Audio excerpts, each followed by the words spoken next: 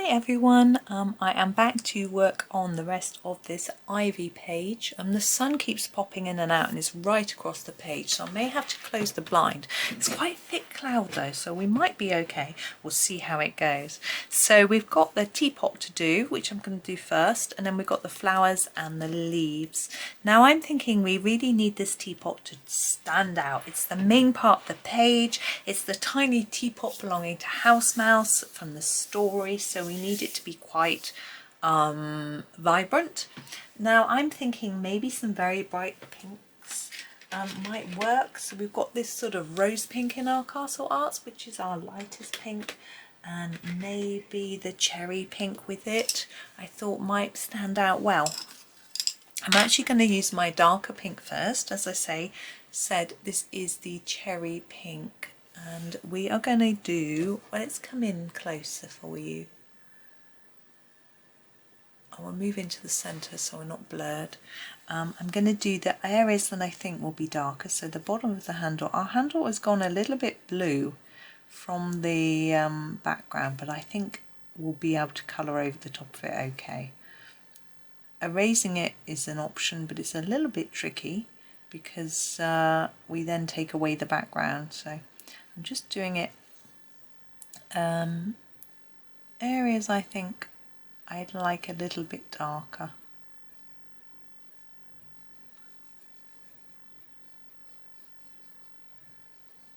I need to keep an eye on the time. I haven't got a clock in here, which is I could probably do with just because my son is due home. I don't want him bursting through the front door because it's actually I've got my back to the stairs. That sounds a bit, I'm not that close in the office, and so it would be quite noisy. So that's that light layer, and then the the rose pink. The opera rose isn't in this set. The rose pink I'm going to use to finish off. So just to bring that in, quite like a little bit of shine on there. And the same on the handle. I'm going to take it all the way up to that stem a little bit out. Actually, we've got a bit of blue going on there, so I'm just going to go over the top of that one.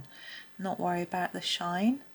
Get some shine going on the lid of our teapot. So just bringing the colour in, and then leave a little bit of white paper showing. You can put a bit of pink over it, but it just helps a little bit shiny.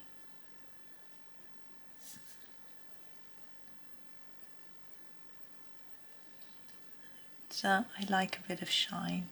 It just, I don't know, it gives it a bit more life, I think, a bit more realism. I'm trying to get that in the middle though.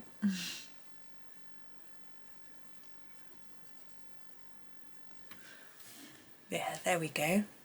It's a little bit shiny, and we could add some more shine with some white pen here and there.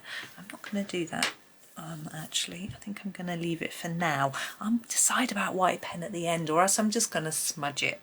Now we've got these flowers and leaves, and I'm trying to think what to do with those. I'm thinking we could do some purple flowers and then green leaves, and I think it will just work with the blue. Or will it? Probably yes. Okay. So I'm going to have a look at the purples. We have some of my favourite purples in this set. We have the Purple Lake Deep, which is one of my favourites. And I'm thinking maybe pairing it with this lavender might be quite good. So what I'm going to do is pick a flower. I shall pick this one. I'm not going to do all the flowers now. I'm going to do the middle and the centre like this. Okay, and then I'm just going to fade this out a bit more, like that. And on the edge I'm going to do a dark layer and fade towards the middle. It's a little bit different to how I sometimes colour flowers. So normally I'll do just a dark on the edge of the petals, on the end, but here I want to make that look like it's sunk in a little bit. We'll get some help in a bit with some black, but I'm just getting the basics down.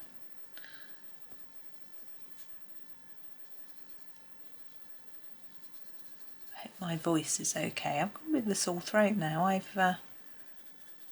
My husband said he had one, but I don't want to catch anything from him. But it might just be, I'm just going to grab some black. I can't find my black, here it is. So this is the ivory black, and I'm going to pop that in the middle. I don't want it really dark, I don't want it just black, I want to be able to see that it's purple. But I'm just going to put a little bit down, just to really darken that centre bit, like that.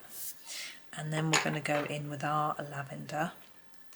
And we'll come back to doing more purple in a minute of the other shade, but we're going to use this first. I'm going to go over all of it here quite hard,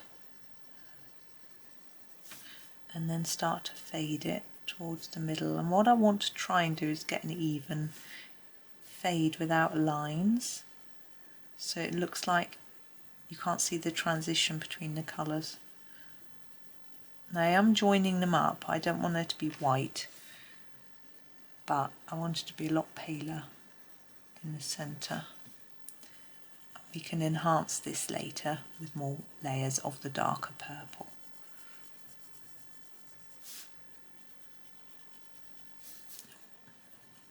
Try and keep your strokes in the direction of the petals. I didn't then. What I'm trying to achieve here is to make it look like there isn't a line between the two shades.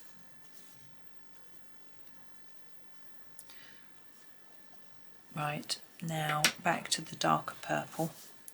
So I really want it dark down here. Lots of layers. You could use the mulberry, which is an even darker shade. I just really like this one. So the idea is to darken and push that colour out. And as we go, hopefully this looks like it's going inwards. And then back up to our edge, and to really darken up that edge and to get rid of the white paper if we can. It's okay to have it here, but not on the edge. And then we get the contrast between the two colours, and the lighter bit and the darker bit will give some more shape to our flowers.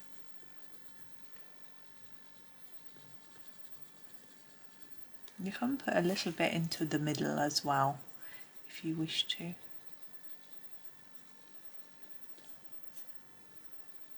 Put a little bit longer here.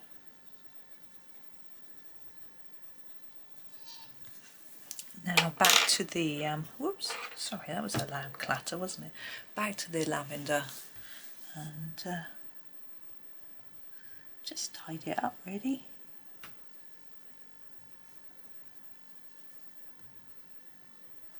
It takes a few layers to get it there, but I think this might be the final one for me. I am probably pressing a bit too hard, but I've got my nice copy of my Ivy underneath this one, as I showed you in yesterday's video, so that gives me a nice base for pushing down on. I think it does make a difference what you've got underneath when you're colouring. I always find a right hand page suits me better because I'm right handed, and a right hand page nearer the beginning of a book with a nice thick lot of book underneath is really good. There we go. I'm going to leave that there. So all of the flowers are going to be that colour, I'm thinking. I was considering doing some pink, but I think as we've got our pink teapot, I really want that to stand out, so I'm not going to do any more pinks. We might do some pink flowers out here when I get around to doing that bit. And leaves. Now we want the shade of green that's going to work with the colours we've got already. We've got turquoise in the blue, and we do have a teal green, which is quite a turquoisey green, and I'm tempted to use that in combination with a phthalo green light, sorry you can't see, and maybe the Viridian. These are sharp, aren't they? Crikey. And I should just do a couple of these leaves to show you. Now we could do the leaves in a similar way to the flowers to get the shine in the middle, but I think that might look a little bit strange because we don't want the leaves to look that shape. So I'm going to start with the Viridian, and I'm just going to make the leaf darker on this edge. I'm going to press gently because that is a flipping sharp pencil. So there's our Viridian. I'm just going to fade it up. Add another layer. I'm going gently and slowly now. It sort of forces you to go slowly when you've got such a sharp point, because you know you're going to break it if you go fast or if you press hard.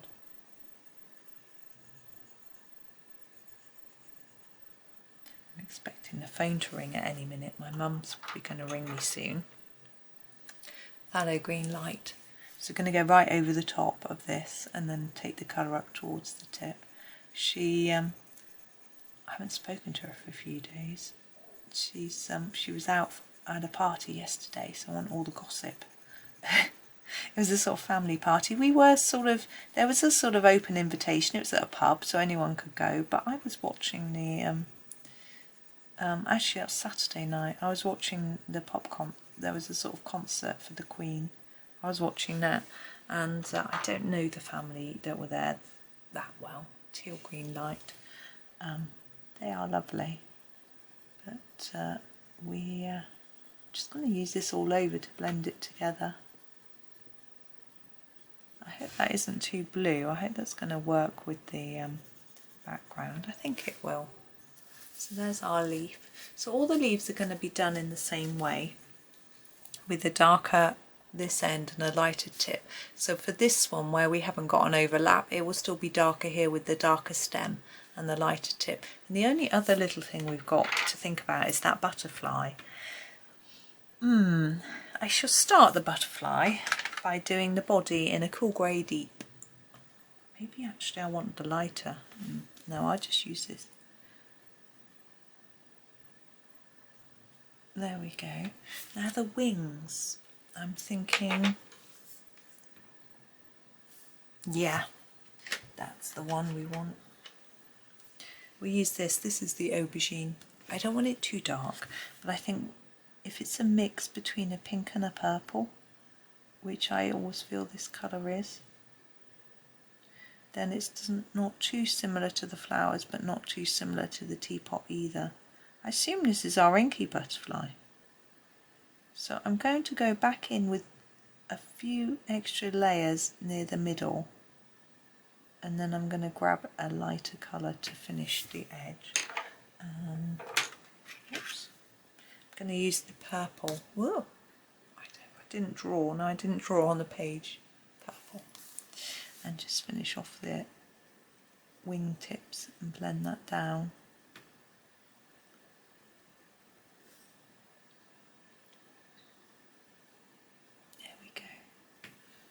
So he's sort of more purpley pink than this one.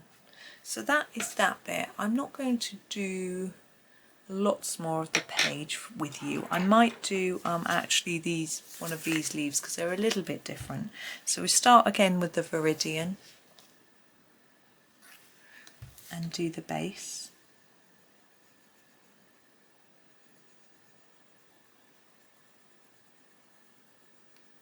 Like that.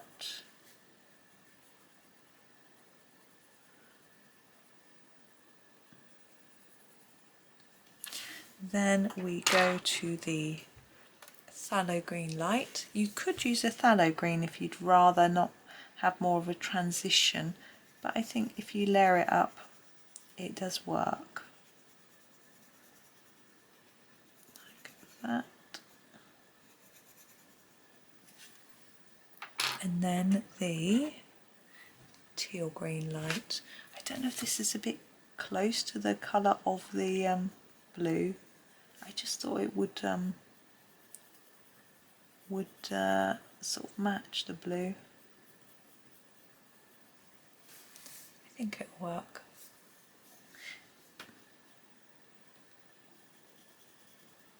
There we go. And oh, I didn't do that one, hang on.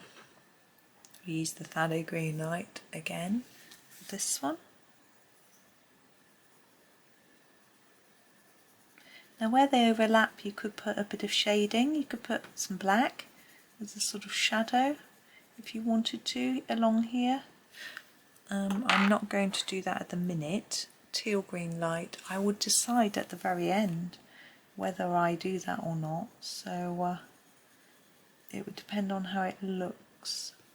I do think it's going to benefit from some white pen.